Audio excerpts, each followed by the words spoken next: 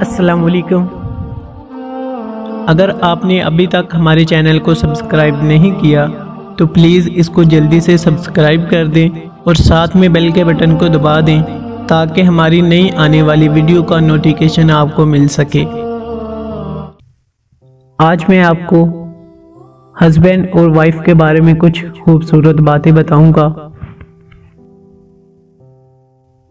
جب نکاح کے 2 بول پڑھ لینے کے بعد شوہر سے تعلق قائم ہو گیا تو اس لڑکی نے اس 2 بول کی ایسی لاج رکھی کہ ماں کو اس نے چھوڑا، باپ کو اس نے چھوڑا، بہن بھائیوں کو اس نے چھوڑا، اپنے گھر بار کو اس نے چھوڑا، اپنے خاندان کو چھوڑا اور شوہر کی ہو گئی۔ اب اس کے لیے اجنبی ماحول ہے، اجنبی گھر ہے، اور ایک اجنبی آدمی کے ساتھ زندگی بھر نباہ کے لیے وہ عورت مقید ہو گئی۔ کیا تم اس قربانی کا لحاظ نہیں کرو گے؟